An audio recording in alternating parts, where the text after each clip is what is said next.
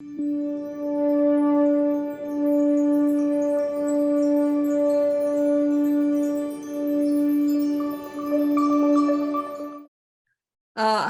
everyone.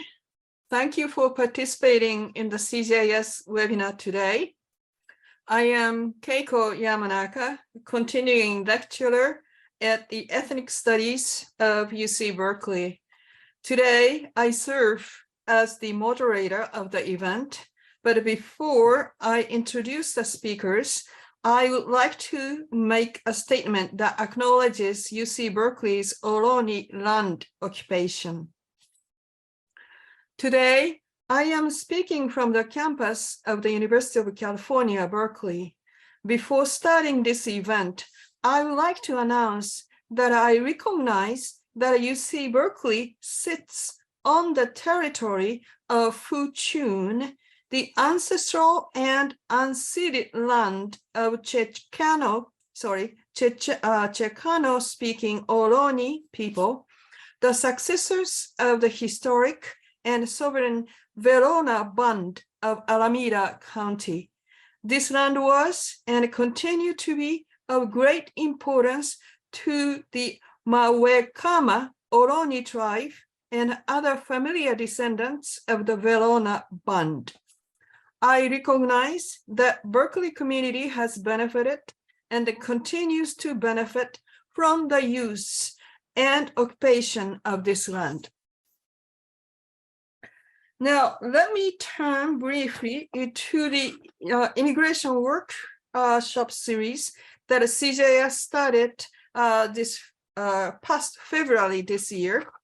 It is intended to bring some of the key concerns and the challenges that Japan faces regarding immigration to the attention of CJS audience. I am the organizer of the series and serve as the moderator of each workshop. Today's event is the fourth of the series and will address immigrant nurses and care workers who take care of Japan's senior citizens. The next workshop, which is scheduled in April, spring semester, will discuss Japan's low and mid-skilled immigrant workers, including technical interns, specific skilled workers, and international students. Please stay tuned. Now, long due, let me introduce the speakers of the day and discussant to their lectures. It is my great pleasure to introduce the two distinguished scholars from the University of Shizuoka on Japan's immigrant nurses and caregivers. Professor Michiyo Yoneno-Reyes is a cultural anthropologist and ethnomusicologist and a co-editor of Foreign Nursing, this is a book, Foreign Nurses Working in Japan, Assessment of the EPA Program in Japanese, published in 2021. And Professor Sachi Takahata is a sociologist who has long researched Filipino immigrant communities in Japan. Both speakers have published widely in both English and Japanese. In this seminar, each speaker will address her own topic for 20 minutes. Professor Yoneno-Reyes will give a talk titled Economic Partnership, EPA, as Forerunner and Benchmark. And Professor Takahata will address her talk, Filipino marriage migrants in Japan as care workers through reskilling. Their presentations will be followed by the comments from another distinguished scholar on the subject, especially in East Asia, from National Taiwan University, Professor Pei-chia. After this, the floor will be open for questions from the audience. When you have a question, please write Q&A menu below the screen. Professor Yoneno-Reyes, please start. Okay, good morning, good evening, and good afternoon to all. It is my great pleasure to share with you my research today. But before I begin, I'd like to express my heartfelt thanks to the Center for Japanese Studies, also Center for East Asian Studies and the Center for Southeast Asian Studies at the University of California, Berkeley for this great opportunity. Next slide, please. In this presentation, I look back to the 2 decades of the history of the Economic Partnership Agreement, EPAs, Japan has had with 3 Southeast Asian countries, namely Indonesia, the Philippines, and Vietnam. In relation to the measurements the Japanese government has been implementing in accepting foreign nurses and care workers. I have been observing the development of the bilateral negotiations between the Philippines and Japan since 2003, when it began, until 2006, when it concluded. I have also been carefully watching the implementation of the agreement since 2008, particularly the movement of Filipino nurses to Japan, either as nurse candidates or as certified care worker candidates. Certified care worker is an official translation of the Japanese term kaigo fukushishi, a job title given to those who have passed the national examination for care workers. This profession emerged in 1987, but it was not considered a skilled job at that time. It is only in 2017 that it entered the list of the skilled jobs category for which work visa would be issued. And I believe the EPA has contributed to this development. In this presentation, I'm using care worker as a collective term for those who are engaged in kaigo, a care work in a broad sense in Japan. It is care for the elderly and for the disabled. The Japanese government provides different English translations for the word kaigo. The visa category kaigo or the residential status kaigo is translated as nursing care, as well as the subcategory of kaigo for specified skilled worker visa, also nursing care. Meanwhile, a subcategory of kaigo for the Technical Internship Training Program is translated as care worker. The next slide, please. This presentation is preliminary assessment of the voices raised during the project I conducted over the past 3 years with generous support of the Toyota Foundation. It consists of 2 parts. First, the background of the project, and the second, the outcome of the project. The next slide, please. The empirical information I'm sharing with you today is a byproduct of the project. The members of the project include Yuko Hirano as a co-representative and experts in anthropology, sociology, and nursing studies. I believe the strength of our team is that we have 7 registered nurses from 4 countries, namely Japan, Indonesia, the Philippines, and Vietnam, and 3 certified care workers. It was initially formed to enhance the networking among EPA nurse returnees, but we had to change parts of our activities due to the pandemic. Nevertheless, we are lucky and had the opportunity to hear from 25 former and current EPA members from 3 sending countries about their work experiences and the life stories. Most of them were nurses or graduates of the nursing course in their own home countries. Most of us have met either in person or virtually more than once. Thus, we were able to formulate a kind of community. The next slide, please. I highlight that the EPA is a pilot case, and it seems to have triggered a number of policy changes for the Japanese government in tandem with the ever-increasing number of elderly population in the country and chronic shortage of manpower in the nursing and elderly care sectors. The yellow highlights indicate the actions related to their language, Japanese language skills, while the green highlights, this one in the following slides, indicate the actions related to the green highlights refer to their residential status.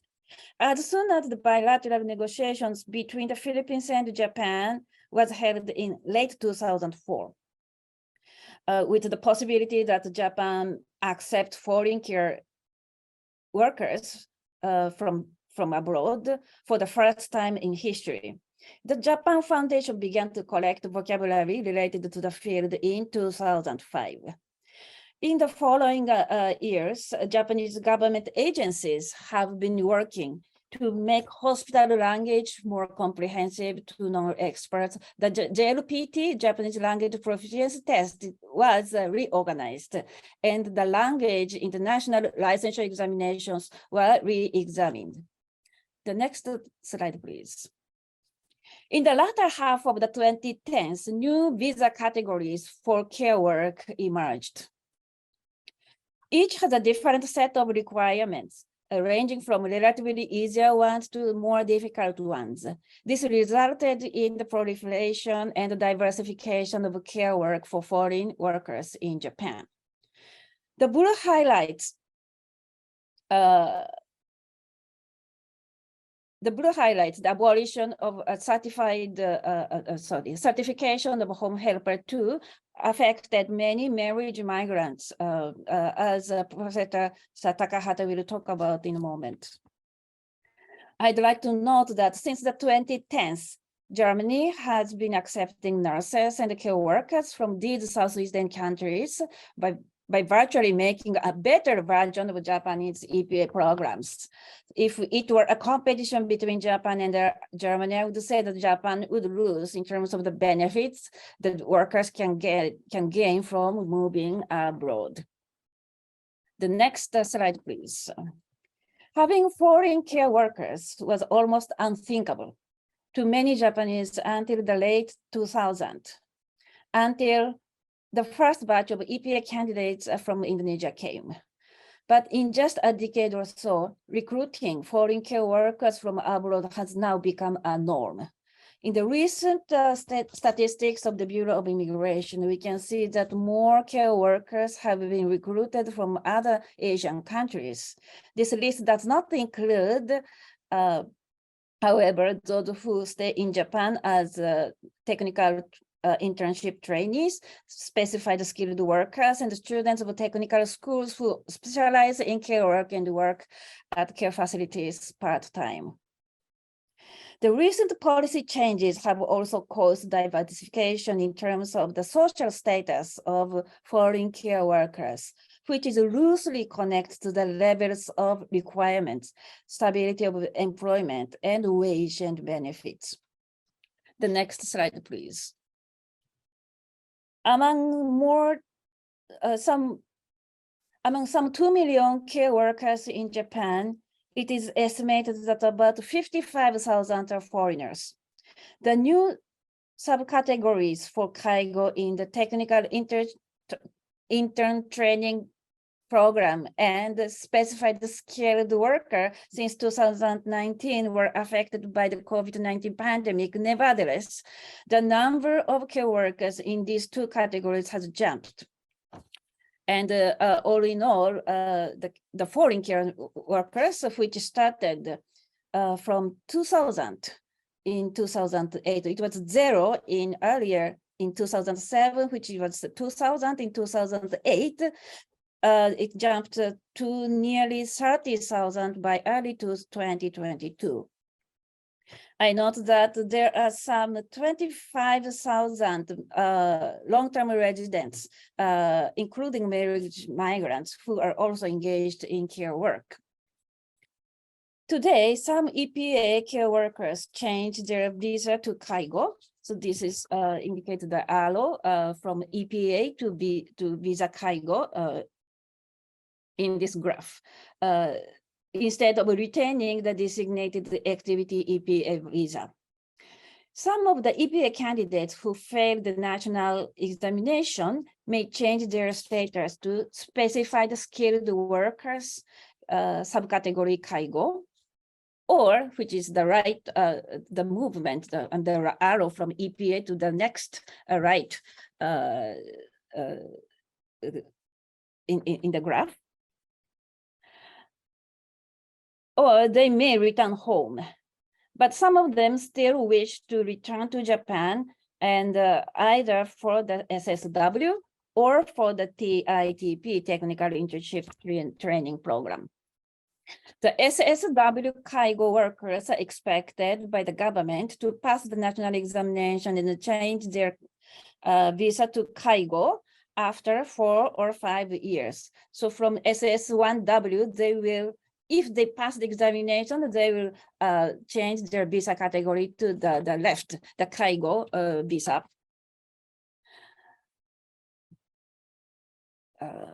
Okay, I understand that the EPA, which started with 100 nurse candidates and 100 certified care worker candidates from Indonesia in 2008, is a seed and the core of the development of the Japan's project of accepting foreign care workers. It is therefore significant to continue reviewing the implementation of the EPA program and the career and the life paths the EPA workers are going to take.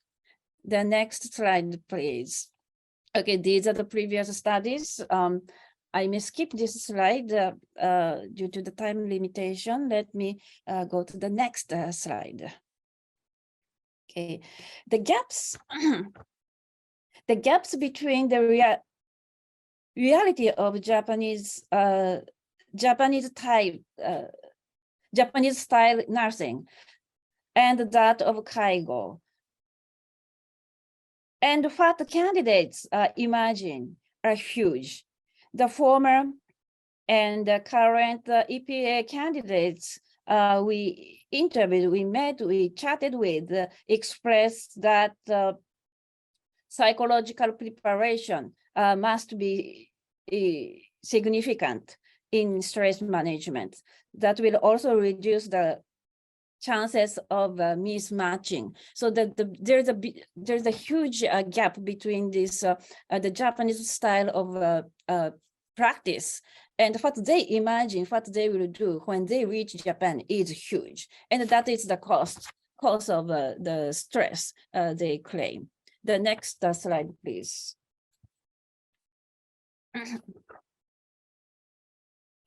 Okay, the last 5 slides are some of the, so that this one and the last 5 slides are some of the policy recommendations our team attempt to make. First, we propose more effective information dissemination at the different stages of the program, before application or before matching, and during the pre-departure training and after departure, or during the pre-dispatchment training. They find current orientations insufficient. They also find that counseling service that JICWELS, the Japan International Cooperation Welfare Services, the semi-governmental agency that directly manages the EPA program, extremely is insufficient. The former and current EPA workers claim that their access to important information about the program itself has been limited, and that has caused extra anxiety and stress. They wish the details of the rules of the program and the impact towards their future career paths and their options were informed to them in the earlier stage. That include from knowledge about Japan's kaigo, Japan's kango, the nursing, also legal knowledge about their residential status towards the future possibilities, qualifications in taking national examination after they leave the program. That is the matter given to the Ministry of Health and Health, Labor and Welfare, and so on and so forth. Their concerns are diverse. here we face the difficulties of managing even the information alone, since it is a multi-sectional system and no one takes the responsibility.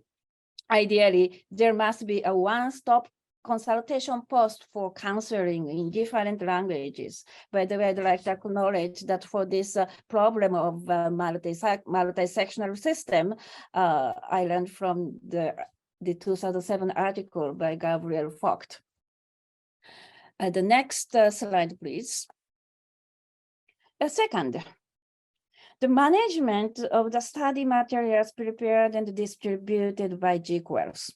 To sum up the voices of the nurses who oversee the training, Japanese language teachers and EPA workers, we were suggesting that the study materials, particularly that of nursing and care work domain, be further revised in collaboration with Japanese language educators, so that the content will be learned by the candidates with easier Japanese at an earlier stage. The content of the materials need to be reviewed both by the experts in nursing education and care work education and Japanese language education, but not by the not only the users. Our team would also like to propose more systematic sharing of the study hours through the internet. In the current system, some candidates do not get enough time, tutors, and materials to study for the Japanese language and for the preparations of the national examinations, which requires a certain type of specific knowledge unique to practicing nursing or care work in Japan. They do need to sit down for a certain moment, and some receiving facilities provides such support generously, and other institutions do not do. So there is a they feel that that is unfair. Okay, the next slide, please. The third point is about the support for returnees. Under the current system, those who are not able to pass the national examination within a certain period will have to return home. I believe many of them have the potential to pass the exam if they were in the right environment to study. To repeat, under the current system, the study hours and the program are not regulated. Some facilities offer general support, while others do not. This is one of the major concerns of the candidates, but no measures have been taken to reduce the disparity. This has been raised since the very beginning of the EPA program. For those who unfortunately had to return home and want to retake the national examination, we propose the study materials, online lecture, and mock examination by GQuals be made available as well. Meanwhile, the application process of the national examination from abroad needs to be simplified, for instance, online applications. Of course, potential exam takers need other kinds of support, such as the cost of travel, access to correct information, and access to supporters, tutors, to name a few. The next slide, please. Fourth, as the channels for caregivers to work in Japan as a care worker increased, the presence of EPA has been weakened, and despite its merit. The workers do not need to pay any expense under the EPA. Instead, they get paid a stipend during their first 12 months language training period, which is free. Moreover, the employment and safety is protected due to the scarcity of ads and information. Only a few among the qualified seem to be able to get this information and apply. It is recommended that both the standing and the receiving countries promote this program more actively. Because of the proliferation of ads, advertisements by brokers in town in sending countries, the EPA program is has relatively become invisible. the last, next and the last slide, please. So lastly, but not the least, I'd like to reiterate that the EPA program retains its significance as a social experiment. I propose systematic documentation of each candidate at different stages. That also will serve as data in which that alone will serve as data in which the Japanese government and sending countries were able to make use of in tracing the life paths of each candidate and also make any other measurement in this movement of healthcare workers. Okay, this is the end of my presentation. Thank you very much.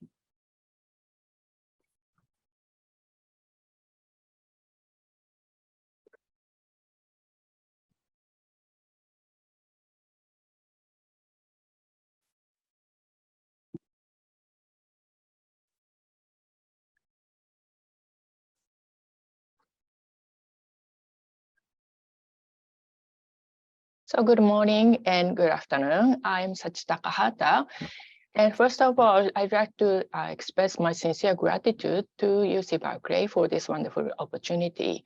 I'm a sociologist and I have been in the study of Filipino migrants for about 30 years in Japan.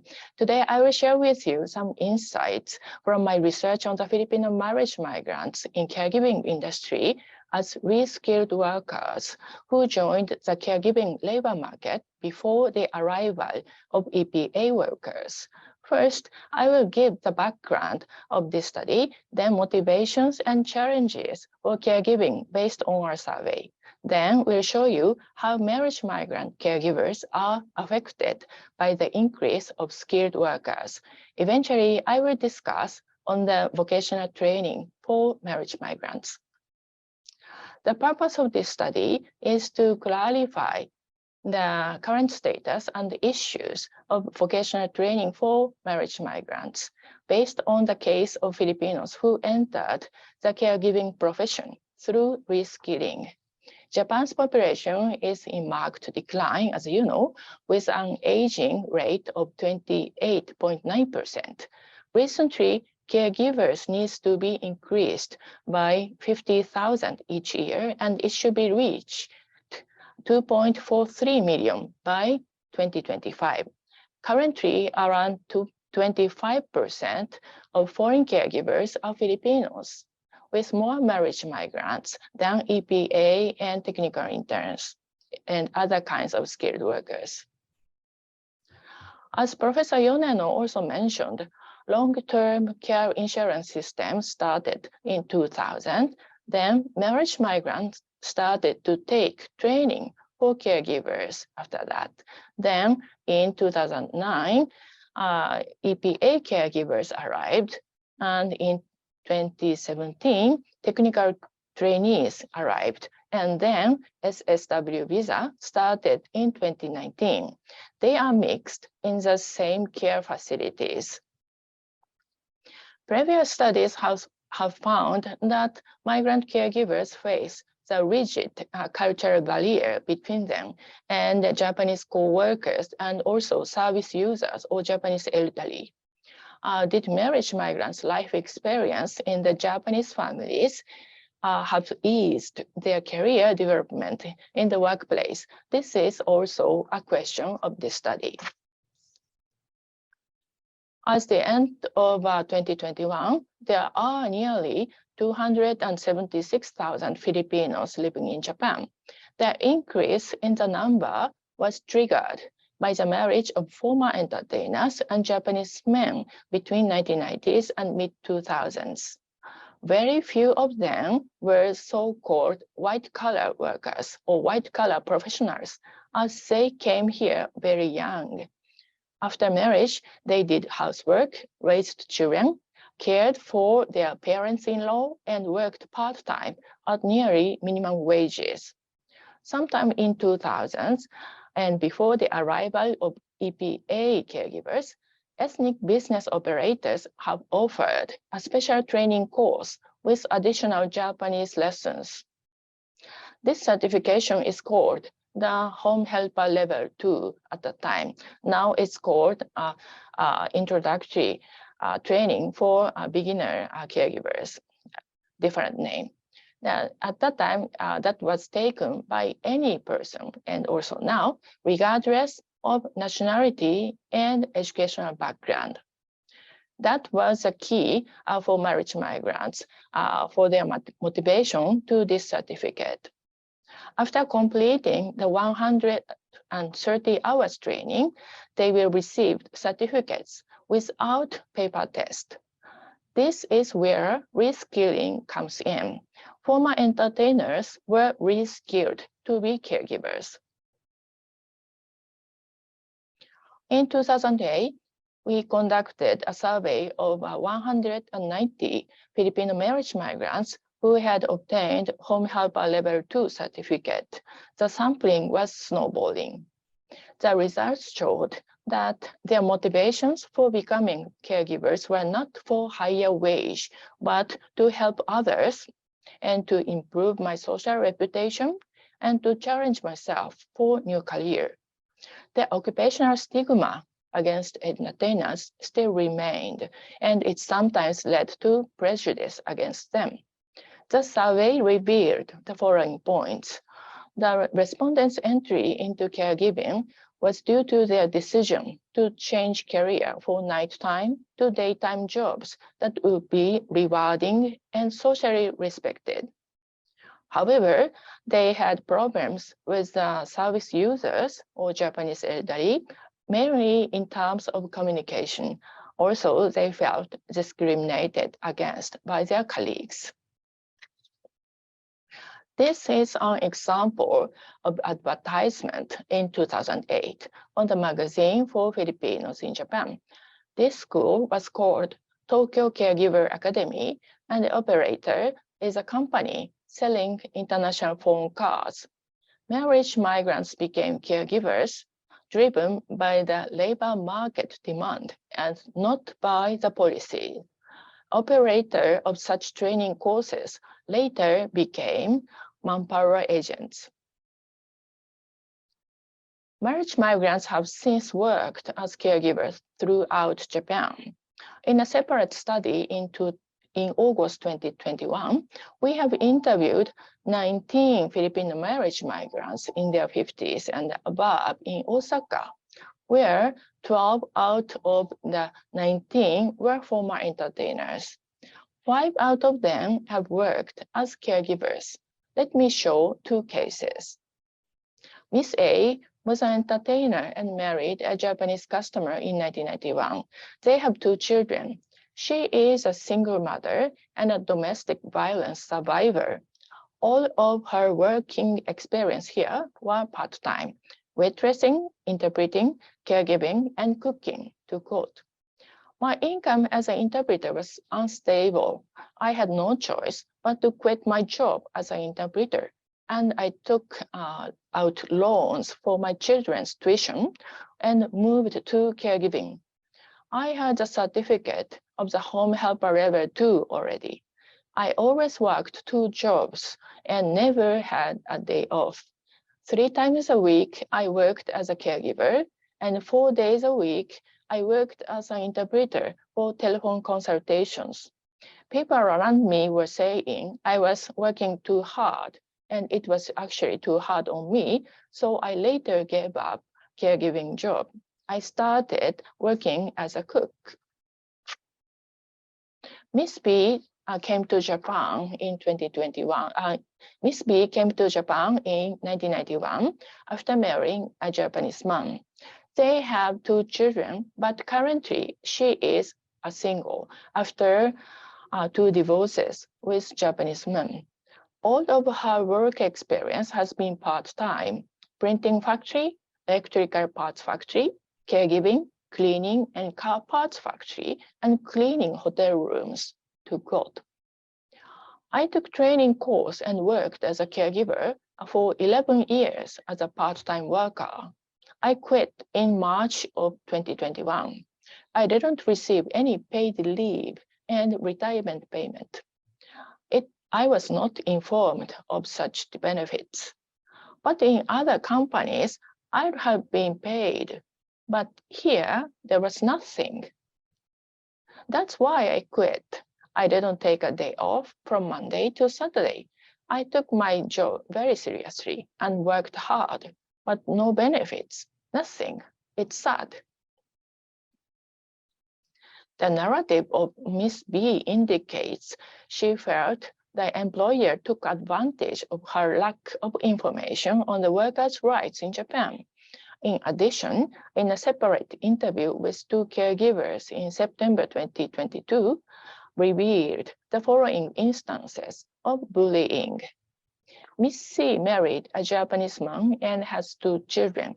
After working in a factory, she has been a caregiver for about 5 years, to quote. Care work pays less, but it's fun because I will meet a lot of people. I enjoy it. What I think is important in care work is to get along well with your colleagues. Some of my Japanese colleagues discriminate against foreigners. This will happen anywhere, but if you work hard, they will like us. They communicate with us nicely and say thank you to us. And also, Miss D said, Miss D worked as an entertainer and married a Japanese man in 1993. She has 2 children. Now, after working at the supermarket and a food factory, she has been a caregiver for about 4 years, she says, to quote.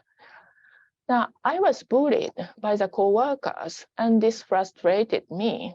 The elderly were happy that I provided care for them, but my Japanese colleagues got jealous of me. It was my experience. In my former workplace 2 years ago, I was in charge of recreation, like exercise, dancing, and singing. Then an elderly said, recreation is fun when Miss C is here. If she is not here, I don't want to do recreation. Because of this, my Japanese colleagues became jealous of me, and I became a target of bullying. I thought my Japanese colleagues were my friends, but they were not. They just did not express their feelings toward me. Currently, marriage migrants face a gap in terms of knowledge and skill between them and the newly arrived care workers from the Philippines, like EPA, and technical interns. Taking kaigo fukushishi exam requires 3 years working experience and paper test. If you have it, you can expect higher salary. Newcomers are young, have received intensive Japanese language training like EPA, and they are excellent, while the marriage migrants speak everyday Japanese and work while taking care of their families, making it difficult for them to find time to study for higher level certification. Their literacy in reading and writing in Japanese is very limited because there was no obligatory Japanese training for marriage migrants upon their first arrival. Marriage migrants are now getting older and physically weaker. It is not easy to prepare for the exam on one's own, to quote Ms. C says again. I'd like to take kaigo fukushishi exam, but it is difficult for me to prepare for it alone. There is no place that teaches exam preparation in a way that non-Japanese native speaker can understand. It would be great if there is a place for such training, even at night. You may be wondering why they like to take the certified care worker or kaigo fukushishi qualification. For marriage migrants, it is not a requirement for their visa. Rather, it is for their own challenge for higher level of profession and higher wage. Kaigo fukushishi is the only national qualification for caregivers, and average monthly salary is higher than home helper level 2 holders by 3,000 yen. So this is a sample of the certified care worker or kaigo fukushishi exam of 2021. It is a mixture of hiragana and kanji characters, and also katakana characters. Upon request, non-Japanese native speaker examinees can use the test paper with hiragana or pronunciation of kanji character and also English name of the diseases added. Ms. D says again, I'd like to establish a nursing home of Japan quality in the Philippines in the future. For this purpose, I wish to obtain a Japanese certified care worker qualification, but I'm not confident in my Japanese now, and I have never taken the exam. I can speak Japanese, but it is difficult for me to write technical terms in Japanese, so I am not confident. The salary is higher if you have a certified care worker qualification. I think it would be good if there is a system to support us for the exam. As a conclusion, marriage migrants were the pioneers of the foreign caregivers from 2000 up to 2008, before the arrival of EPA caregivers. During that time, the public shed light on the marriage migrants as pioneers, and they were able to overcome the former stigma against entertainers for some extent. However, this was temporary, and now they are competing with latecomers such as EPA, technical interns, and SSW or specific skilled workers. With the aging of themselves, it is becoming difficult for them to further develop their skills. Their cultural assimilation, being a part of Japanese families for some decades, has helped their career for some extent by smoothly coming into the situation where working with Japanese colleagues and Japanese elderly. But taking the national exam for kaigo fukushishi is different, as it requires high level of literacy or writing and reading in Japanese. This is partly a consequence of Japan's policy of not receiving foreign workers in 1990s, where marriage migrants and also Nikkei people were working here as de facto migrant workers, but they were left without vocational training for higher profession.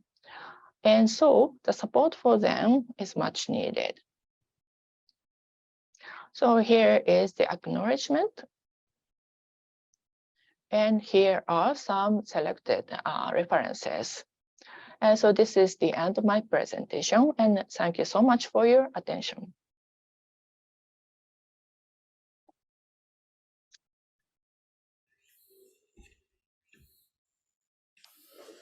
Hello, everyone. My name is Pei-chia. It's my great pleasure to listen to this very interesting presentation. And I also like to thank the invitation from UC Berkeley Japanese Center for this opportunity. So what I like to do with my 10 minutes is to situate the case of Japan in the broader context of East Asia, especially by comparing with the case of Taiwan, which I am most familiar with.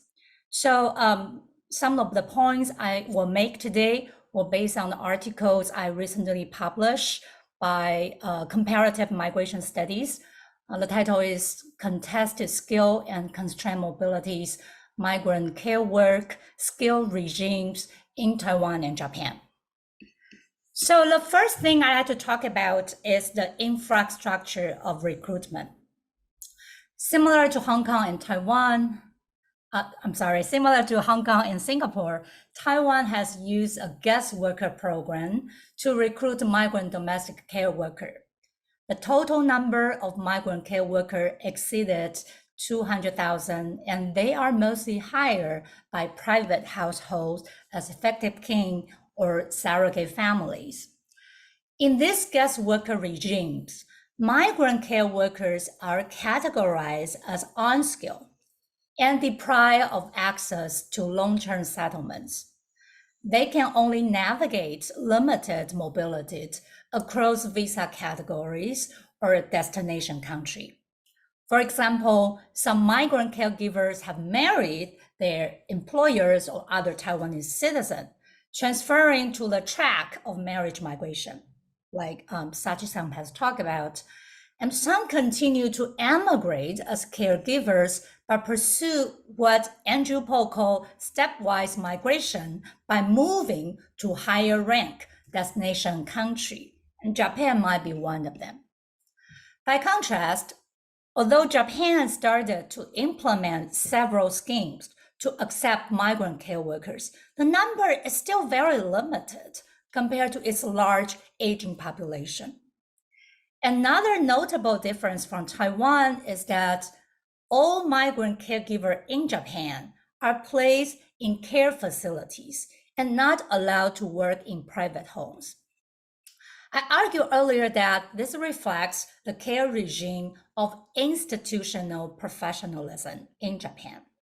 Japan sets much higher requirements than Taiwan for the training hours and language skills for migrant care workers, especially in the case of EPA candidates, as we heard in Michiyo-san's presentation. So we have heard today that Japan has established multiple tracks of care migration that serve different purposes. The EPA program is to facilitate free trade. TITP, the trainee program, helps to transfer skill to the less developed country. And SSW, the newest program, aims to recruit semi-skilled migrant workers. But in the 2017 reform, Japan decided to expand TITP rather than EPA to recruit more migrant care workers. Japan's multi-track system is especially puzzling when compared with South Korea, which had a similar trainee system, but abolished completely by replacing it with a government-managed guest worker scheme, EPS, in 2003. So my first question for Professor Yoneno-Reyes is, you described the EPA program as a social experiment that offered many merits, especially for the workers. I wonder if it is a sustainable and expandable program, given the very substantial training cost this program requires. The second point I'd like to talk about is labor market mobility of migrant care workers. In Taiwan, more recently, migrant workers have gained some access to labor market mobility after the government relaxed the regulations on employer transfer and visa duration. The COVID-19 pandemic further opened some space for migrant care workers to pursue labor market mobility. The strict border controls related to COVID-19 have disrupted the entry of newly hired migrant workers. The labor shortage is even more severe in the semiconductor and related industry, which are willing to hire migrants who transfer from care work despite their lack of relevant work experience or skill. So I talk about this in a recent article I published with APNJ. During the pandemic, migrant care workers have also gained increased bargaining power vis-a-vis their employers or broker. Some have asked for a raise, while others have threatened to run away if not allowed to transfer to less demanding care work or factory job. And the increasing labor shortage and international competition for foreign labor has pressured Taiwan to restructure the binary hierarchy of skilled, unskilled migration regime. Starting from May 2022, migrant workers can shift to a new visa category called mid-level technical workers if certain requirements are met. After holding this visa for more than 5 years, they will become eligible to apply for permanent residency. In this new policy, the measurement of skill has become more malleable, but the threshold is still high for migrant caregiver because care work is undervalued and underpaid. In Japan, theoretically, both EPA candidates and TITP trainees have access to vertical mobility and permanent residency as a result. However, in reality, the opportunities of labor market mobility are still very limited. For TITP workers, the contract period is strictly set for a maximum of 5 years, and they are not allowed to change employers or take a side job. International kaigo students are also subject to constrained mobility. If they receive a scholarship or a tuition subsidy from a local government or care facility, they are obliged to work in that region or facility for a few years after graduation, and sometimes face deduction from their future wages. SSAW workers occupy a better position because they are categorized as skilled workers and therefore entitled to employer transfer and permanent residency. So my second question for Yoneno-san is, could you say a bit more about the capacity and trajectory of migrant care workers in Japan? You mentioned that recently the EPA workers started to move to SAW and TITP. It seems that those who actually pass the certificate exam are still very rare. So would the program, either TITP or EPA, become a de facto guest worker program in the end?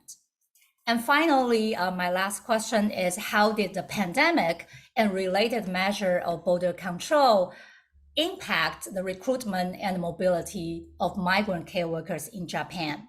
I read from the newspaper that in last year, the Ministry of Justice announced an expansion of the scope of permanent residency for blue-collar migrant workers. I'm just wondering whether any plans has been released so far. So let me move on to talk about marriage migrant as care workers. In Taiwan, marriage migrant, especially those who emigrate from China and share language and cultural affinity with Taiwanese, are also the major source of migrant care workers. So in Taiwan, we have this two-tier system, right? On the bottom, contract-based migrant workers from Indonesia and the Philippines. They earn a much lower salary, they have fewer days off, while marriage migrants are on the top. Their wage level is determined by the market and similar to the rate of local workers.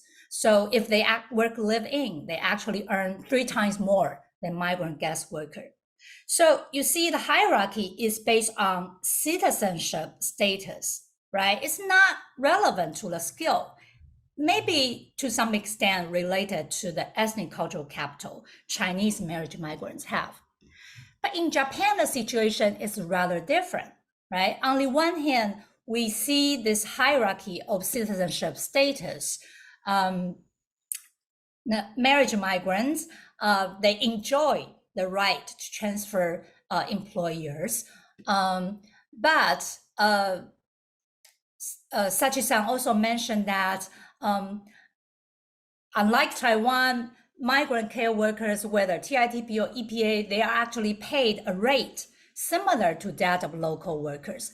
So their working condition is pretty equal, seems pretty equal to local workers. But on the other hand,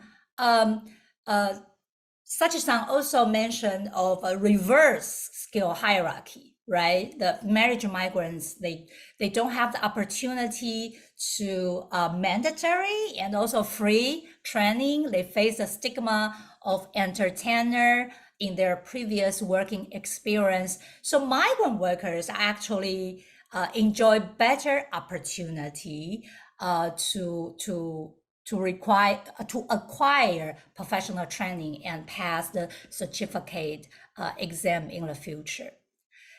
So my question for Sachi-san is, how much does the citizenship status, especially the entitlement to employer transfer, impact their working condition and future labor market mobility?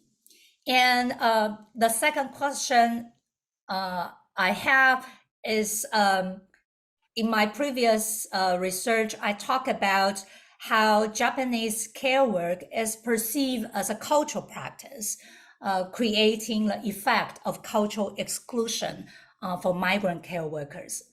But I'm wondering whether the situation is similar or somewhat different for marriage migrants. Are they subject to more discrimination because of their background of former entertainer? It's interesting that you talk about at work, they are mostly assigned the job of entertaining and recreation in nursing home. But on the other hand, I suspect they might face less discrimination or more inclusion because they are the mother and wives of Japanese. So these are my question and comment. Thank you very much.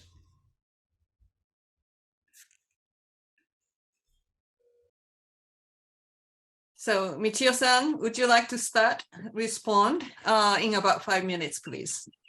Sure. Thank you very much for inspiring comments and the questions. The first question, you are asking about the stability and sustainability of the EPA program. Yes, I will say yes. As a program, the stability of the program, yes, because simply it is bound by, there is a legal base. It is a part of the treaty. So it is very difficult to stop this.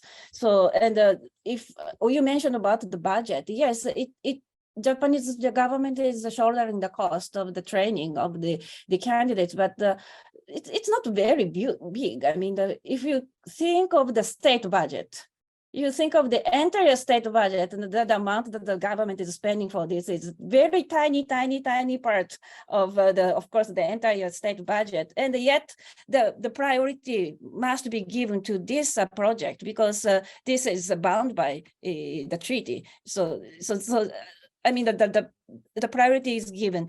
So as long as so it is stable. And I'm saying that it is not an ad hoc program. It is a program, and it's also not, it is a bilateral treaty. So even one party would like to stop, but there should be a rigorous diplomatic negotiations for the both parties must agree to stop it. And well, here I will see that yes, precisely it is because of multi-sectional. And even within the Japanese government alone, if one party would like to stop this program, but yes, you have to talk with across many ministries that affect. And I do not think anyone would like to do that.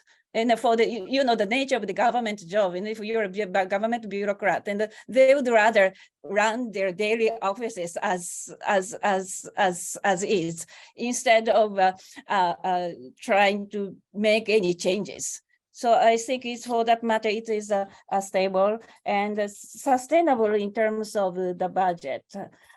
Anyway, there is a limit, but I don't think it is going to expand. There is a certain quota with with the 3 countries, and I do not think they are going to expand. In reality, in recent years, again, once it started with a fewer numbers of applicants and candidates than the quota, it hardly, I mean, it seldom reached the quota, and for some years it reached the quota. Again, in the very recent, it is decreasing, but I'm not sure. Perhaps it was because of the pandemic in the past 3 years. But again, today, Japan's yen is, getting weak, and the Southeast Asian countries are becoming, competitive. Of course, other East Asian and other countries like Taiwan, South Korea is becoming better in terms of the wage. So for that, in that competition, I'm not very sure if Japan is going, the EPA is going to retain this quota. I don't think anyone is thinking of increasing the quota. Okay, and as a social, and also the budget, I claim that this is a social experiment mechanism, and what I'm thinking is just a simple documentation, and I don't think it will cost a lot. Just a matter of filing and just keeping. We just need some office or somebody who keeps the file of each candidate. That alone, must become a very important data in the future, or even currently. So at this moment, no one takes care of that. So, at the entry point, one office takes care of it. In the next stage, the Japanese language, pre-departure language training, another office takes care of it. Once they reach Japan, another institution takes care of the language program, etc., and they begin to work in the later one. Then sometimes they change the workplace. Sometimes they pass. Some of them pass the exam. Somebody fail. We don't have the records. So I'm just proposing there should be some improvement on that. And I do not think that will cost a lot. The second question, if these several tracks for care workers, will reach the permanency, or are they considered de facto guest workers? Yes, the answer is yes and no. This is a tricky part, and that is very confusing for the part of applicants, actually. Yes, okay, let me explain one by one. TITP, yes, it is, as you know, it was designed as a training program, and now the Japanese government kept on denying that they are workers, but in recent years, the Japanese government is openly recognizing them as workforce. Then, like in the statistics of workforce, and they are included, etc., and the minimum wage, applied, etc. So it is, yes, they are de facto guest workers. And recently, it's amazing that even an officer from HLW said that it is ideal that this TITP kaigo care workers are encouraged to take the national examination in certified care workers so that they can stay and work in Japan permanently. So this of course, the Japanese government on one hand has to deny that it is, has to say that it is a program for skill transfer. So they are expected to return home. But on the other hand, some of them are beginning to say that they are encouraged to stay permanently. So there is also another confusion, and just logical inconsistency in it. SSW, yes, it is designed to encourage them to move towards permanency. They enter as a guest worker, but they're given chance to work, to stay in Japan. EPA, yes, it was designed to come well, again, the EPA, yes and no. It is so designed that they are expected to pass the national examination and to work permanently. But one again, MHW1 officer said that the idea of EPA is that they pass the examination and get qualified, then go home for the skill and knowledge transfer. So it is tricky. I don't know which is which. I mean, perhaps no one knows. I mean, again, this is just no one is taking responsibility, so no one knows what it is. Anyway, in reality, before when the EPA began, if they fail in the examinations, they had to return home. Yes, and now since new tracks are emerging, so some of them still re-enter Japan either as SSW worker or TITP trainee, and the employers prefer them because EPA graduates, former EPA are well trained in, or at least better trained in the language, and they're well experienced. So it's cheap for brokers, or the employers to part, and the workers themselves would like to get would like to take the examination and pass the examination for license. The reality is that when they are working full-time, either as TITP or SSW, they just simply have no time to study. So and the system does not prohibit them from taking the examination, but in reality, it is quite difficult. Okay, Michiyo-san, give Takahata-san to answer. Okay, yeah, sorry for we have more questions are coming. Thank you very much. Okay, thank you. Okay. Thank you very much, Professor Lang, for your very insightful comments. And I have received two questions. The first one was how much citizenship status entitlement of marriage migrants for changing employers or something, how will affect their future mobility. Now, yes, since marriage migrants have permanent resident status, they have a freedom of selection of jobs, and they can choose to work in a caregiving industry, or they can quit anytime and change jobs for that. No? Now, I think that is a freedom of their choosing of jobs, and I think that's all. Now, you have mentioned that institutional professionalism of Japan is specific. I agree with you on this point. I think this factor this factor makes more effect on the status of caregivers, migrant caregivers here. Now, because of the institutionalization of care, in order to operate one care facility, there is criteria depending on the number of beds. For example, how many doctors, how many nurses, how many certified care workers or kaigo fukushishis, or how many helpers should be prepared to work for them. And kaigo fukushishi is included in the requirement for the operation of the care facility. Whether the certified care worker or kaigo fukushishi is a former EPA candidate or marriage migrants, it doesn't matter. So, for example, I have met former EPA candidate who have obtained a kaigo fukushishi certificate. Now, I have interviewed one kaigo fukushishi of former EPA candidate last year, and she was after she got the kaigo fukushishi, she transferred to another care facility, and she was later headhunted or recruited by another care facility for higher salary. And she was at that time working in the care facility where many foreign caregivers were working.